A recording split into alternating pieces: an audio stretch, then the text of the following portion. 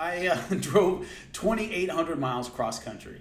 So that was my week, last 5 days, whatever. So I'm settling into a new place. Everything should be set up pretty well fairly soon, but the computer's ready to go. Got a new microphone. So here we go. My thoughts on Junior Dos Santos versus Derrick Lewis. Whenever you see a fight like this, you always think, what did I learn about both guys? What's the future for both guys? What did I learn about both guys? Derrick Lewis, very hard hitter. We already knew that. What he's used to doing is his power getting him out of tough spots. He's used to, I can be behind, I can be losing, and I still have that one shot, and that's going to get me back into a fight. If it doesn't get me the win, I don't get the knockout, it at least gets me back into the fight. And what he's discovering against guys like Junior Dos Santos, guys like DC, you're not going to get that opportunity. He was still swinging, bent over, hurt, and still swinging for the knockout. Great, really exciting fight. But that's not going to get you back. It's like falling behind by 20 points. If you're a great athlete in basketball, it might work in high school. You get into college, it gets harder. Pros, it's really hard. It's just as the competition comes up, the pathway for you to get back out of a bad situation gets narrower and narrower and harder to do. It's hard to get back into a fight against the GSPs and BJ Penns and the all-time greats. They don't let you back in. Derrick Lewis is learning that. A great bet in MMA, 90% of the time, is exciting up-and-comer, his first title challenge, and he loses in dramatic fashion. They almost always lose their next fight. Volkan Oezdemir versus DC. Lost his next fight. Francis Ngannou against Stipe. Lost his next fight. There's almost always a down after that. For a couple reasons. First off, you've established you're in that contender range. Your next fight's going to be tough. You just face the champ. You're not going to then get a softball without a damn good reason.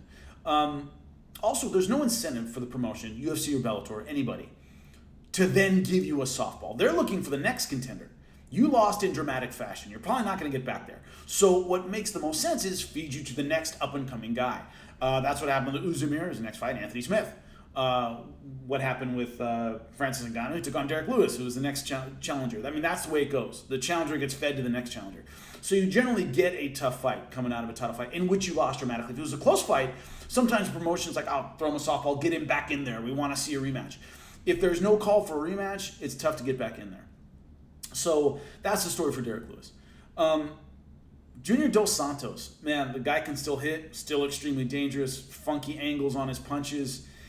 He can still do a lot of damage. The question is, at this point, does he deserve a title shot? You're reading a lot about that. Yes, you could certainly put him in the mix.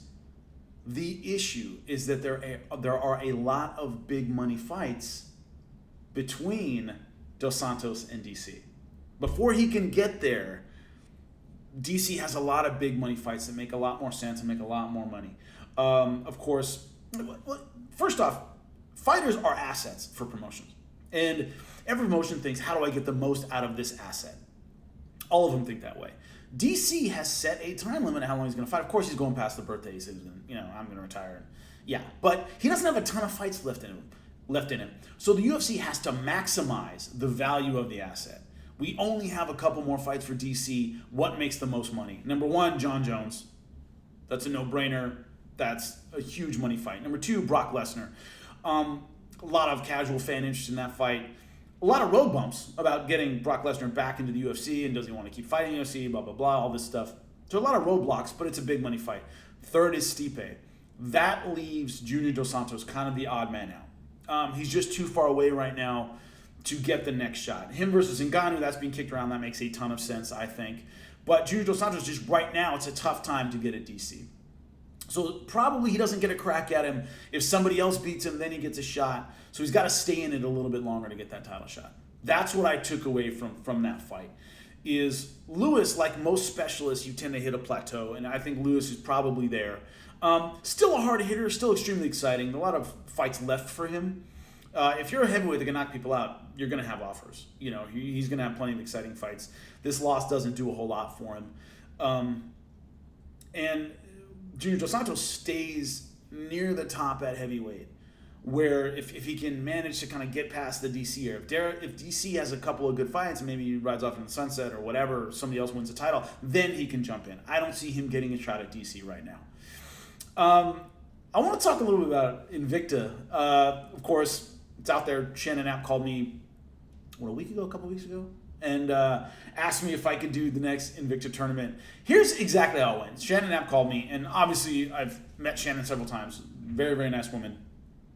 She called me and she goes, Laura Sanko is doing her play-by-play debut for a one-night tournament. And I went, I'll do it. And she goes, well, I don't know the details and I don't know what I can. I'll do it. Because Laura Sanko, I've known Laura Sanko for a long time. She's a sweetheart. She's great to work with. Her play-by-play debut, if you're with a new person who doesn't know how to do it and there isn't, like, if someone's not helping you for your first one, it's really bad. It can be an awful experience. And I don't want to see that happen to her. So I jumped right in and said yes, basically knowing nothing else other than Laura Sanko is going to be doing her play-by-play debut, which I think she can do a phenomenal job. But the one thing that gets overlooked when it comes to broadcasting is generosity. You need to be generous to be a good broadcaster. You can't always want the moment for yourself. If you do, it's awful, especially in combat sports. For ball and stick sports, football, basketball, baseball, when the play-by-play person, male or female, speaks is obvious. Shotgun formation, back from center, Tom Brady's out to Rob Gronkowski, 12 yards, that's a first down. Then the color guy, analyst, jumps in and explains that's a broken coverage on that side, Rob Gronkowski's too big for that guy, blah, blah. They add the flavor. The play itself is covered by the play-by-play person. That hence the name. When someone's swinging a bat at a ball, the play-by-play guy is talking. It would never occur to the color person to jump in and try to talk. They're not supposed to do that. While the play itself is happening, that's when the play-by-play person speaks. And then in between plays is when the color person speaks. Obviously, a basketball, hockey have more constant action. Soccer, there are no real breaks, so you got to know when to get in there. For combat sports, once again, there are no breaks. There's no natural point where they're supposed to talk and I'm supposed to start. So people can run over each other a lot. It's like doubles tennis. That's the way I try to describe it, is the ball comes to you sometimes. Sometimes it comes to the other person. For me to sprint over to the other side of the court to try to hit a ball, I'm not being a good tennis partner. That's not good, whether you win the game or not. You have to know when the ball's coming to you and when it's coming to the person next to you to make a good broadcast. So that requires generosity. You got to get out of the way and let the other person do their job. And so all I knew about Invicta was Laura Sanko was doing her play-by-play debut, and I was like, I'll do it. I'll jump in there, just because you need a veteran person when you're doing your first play-by-play to help you out. And so anyway, that was the entire conversation. Was Laura Sanko's doing her play-by-play debut? Could you? And I went, yeah, I'll do it. I'll do it just for that. So anyway, Laura Sanko and I I'm getting back on the mic, and Laura Sanko and I are doing Invicta early May right now. I don't know if they changed the dates or anything like that, but early May. So that's awesome. It's going to be fun to do. Laura's great. And Invicta has some exciting fights, so I'm getting back in the commentary booth for that. It's going to be pretty awesome. Anyway, you guys have been great. Once again, I will set all this whole office recording studio thing up soon. But if you enjoy it, subscribe to the YouTube channel and give me a like, and I'll be back again very, very soon. You're awesome.